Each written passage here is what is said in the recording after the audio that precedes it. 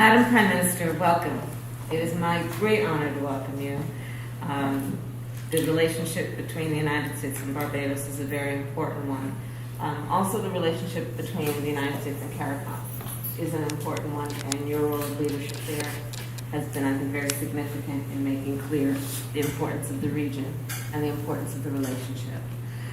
As you know, and I think about and talk about all the time, I truly believe that our world is interconnected and interdependent more so than ever before, as highlighted by the most recent events, including the pandemic, but also as highlighted by one of the greatest crises that we face as a globe, which is the climate crisis. Our conversation today will, I believe, cover a number of these issues, including not only what we must do in the short term, but the potential that our relationship has in the long term to address these issues in a way that has positive impact for the people of our two countries.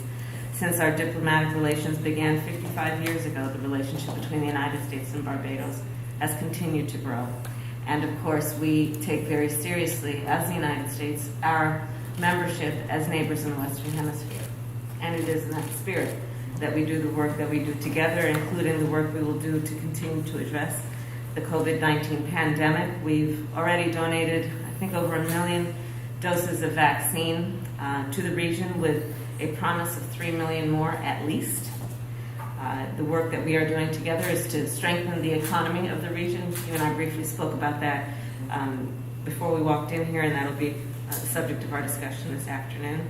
And then, of course, what we can do to assist in our collective determination to make sure that the people of our countries are able to live in a way that they are able to prosper and be safe.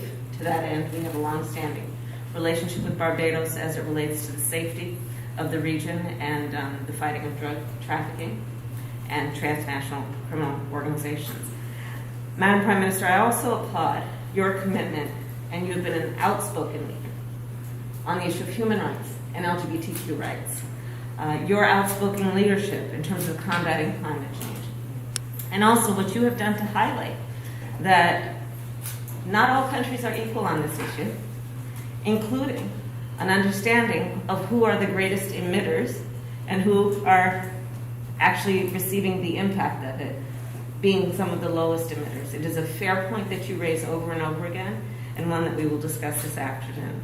And then finally, I will say again that the relationship between the United States and CARICOM is a very important one, which we intend as an administration, and I was just with President Biden, who of course expresses his welcome to you. It is an important relationship that we intend to strengthen. So welcome and thank you. Thank you. Thank you very much, Vice President Harris. I really want to say how happy I am with my delegation to be here to meet with you and your staff today. We too believe that we have a strong relationship between our two countries and between our region. And it's best captured, I often refer to it as a neighborhood. Yes.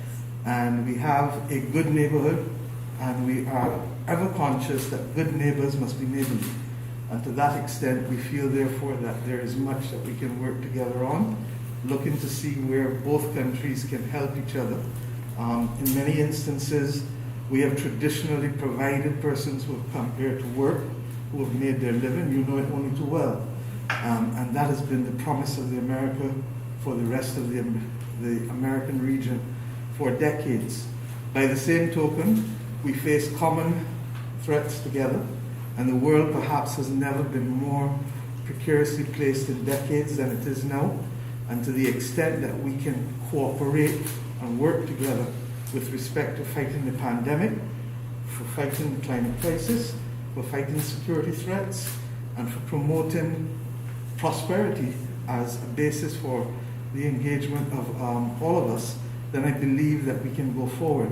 I'd like to thank, on behalf of not just Barbados, but the Caribbean community, the donations made by the government and people of the United States of America with respect to the vaccines. They were timely. We do, I'm hopeful, we will receive the others soon. This battle is real for us in the Caribbean, as I speak to you. And at the same time, we're conscious that there has to be vaccine equity across the world, because if not, we run the risk, as has happened with Delta and the other mutations, of other mutations coming to bear. Similarly, we're also conscious that as we go to Glasgow, that there is a distinct risk, regrettably, that the world might not make the 1.5 degrees that we need to survive in the region.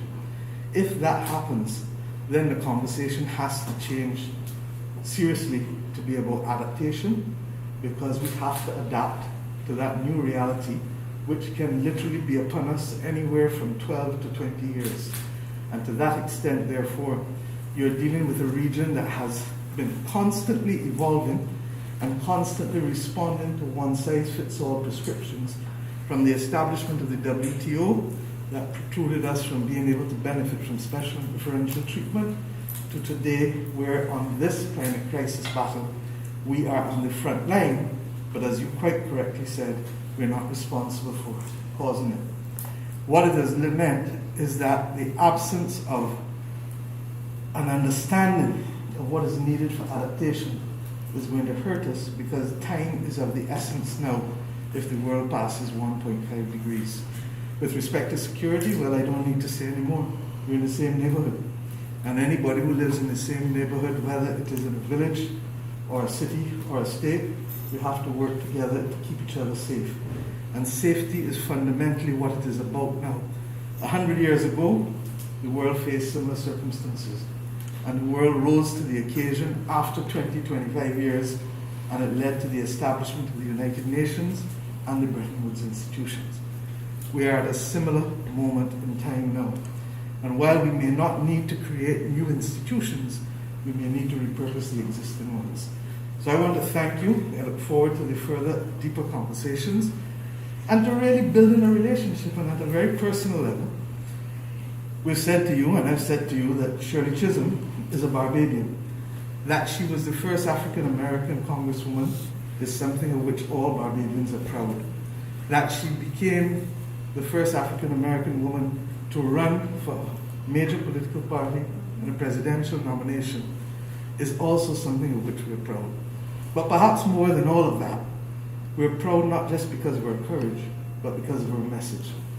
And her message was one that required equality of opportunity and protection of the vulnerable. It is the philosophy that binds us still today. And at a very personal level, I know that both you and I have celebrated first, but in both cases we've said we've not come to be the first, but we've come to ensure that we're not the last. Thank you very much. Thank you, thank you, thank you.